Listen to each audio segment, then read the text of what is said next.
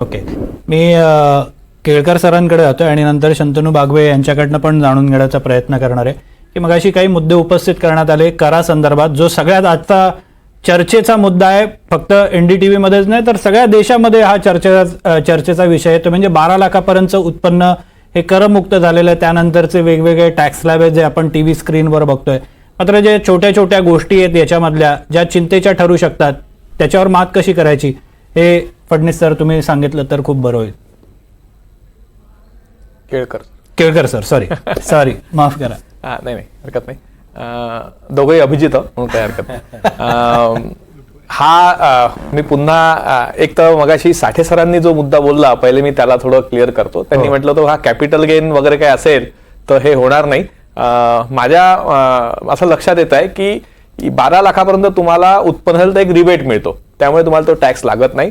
मात्र हा रिबेट जर तुम्हाला कॅपिटल गेन किंवा असं काही उत्पन्न असेल त्याच्यावर हा रिबेट तुम्हाला मिळणार नाही. म्हणजे तेवढं मात्र त्या स्लॅब मध्ये जे असेल त्यांनी ते टॅक्सेबल होईल. समजावून सांगा थोडंसं, म्हणजे नेमकं काय. उदाहरणार्थ तुमचं 12,50,000 उत्पन्न असं आपण धरून चालू एक उदाहरण म्हणून की 50,000 हे तुमचं कॅपिटल गेनचं उत्पन्न आहे. तर हा जो रिबेट तुम्हाला मिळायला पाहिजे होता तो या 50,000वर तुम्हाला मिळणार नाही. आता हे थोडं टेक्निकल आहे पण रिबेट हा फक्त तुमच्या कॅपिटल गेन किंवा हे जे उत्पन्न आहे हे सोडून बाकी याच्यावर मिळेल आहे. जर कॅपिटल गेन असेल त्याच्यावर जो काही टॅक्स लागायला पाहिजे तुम्हाला लागायलाच हवा असा त्याचा अर्थ होतो. नंबर 1.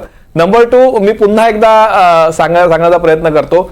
12 लाखापर्यंत नवीन रिजिमची आपण गोष्ट करतोय. 12 लाखाच्या खाली तुमचं उत्पन्न आहे तुम्हाला कुठलाही टॅक्स लागणार नाही. 12 लाखाच्या वरती तुमचं उत्पन्न आहे तर स्लॅब प्रमाणे तुमचा टॅक्स काढण्यात येईल. आणि याच्यामध्ये आपण जे दाखवतोय की फायदा झाला प्रत्येक याच्यावर, तर नवीन स्लॅब मध्ये जे बदल झालेले आहेत त्या बदलामुळे तुम्हाला थोडा टॅक्स कमी लागणार आहे. तर तुम्हाला किती टॅक्स होता आणि नवीन स्लॅबमुळे तुम्हाला आता किती टॅक्स वाचणार आहे याचं गणित आहे.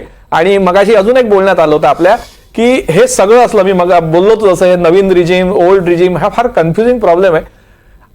आनंद जरी होत असेल 12 लाखापर्यंत लागत नाही तरी हे महत्वाचं आहे की तुमचं उत्पन्न किती आहे, तुम्हाला ओल्ड प्रमाणे किती लागतो, नवीन प्रमाणे किती लागतो, दोघांचं तुलनात्मक गणित करायचं आणि कुठे फायदा होतो त्याप्रमाणे रिटर्न भरायचं.